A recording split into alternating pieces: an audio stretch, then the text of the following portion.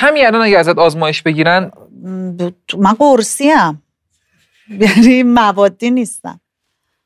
چی؟ من اکس چی؟ برو بالا. برم بالاتر از اکس، بلد نیستم بالاتر از اکس.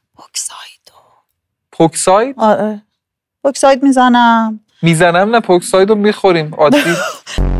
از اینکه بازی کردی نه. کدوم نقش رو بیشتر دوست داشتی؟ ستوتی چرا زنونه میکنی؟ نه زنونه نبود.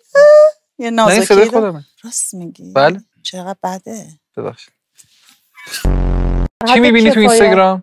هم فقط صبح تا شب باز میکنیم، شما اون توی همین جور همه جا هستین آدمای فعال. بله خیلی عذر میخوام واقعا. اینستاگرام همه رو گند زدم توش. نه خیلی حرفه‌ایه یعنی اینستاگرامتون. نه حالا اونجا وقتی شما رو میبینم دیگه حرفه‌ای محسوب نمیشه که.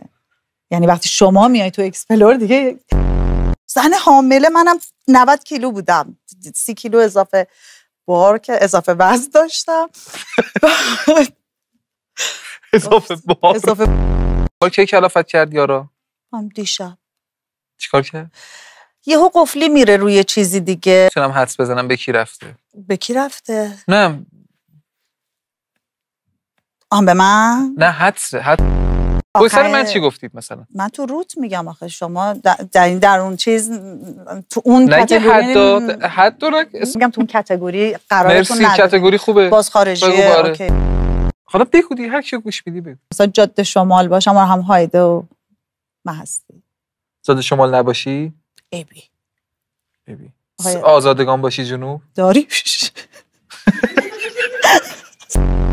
شوهر من دامداره. دامدار گفتی؟ هر کسی شغلی داره. شما مجری میشی تو؟ منم دامدارم. آره چجوری این میشه؟ بچهای پشت صحنه همه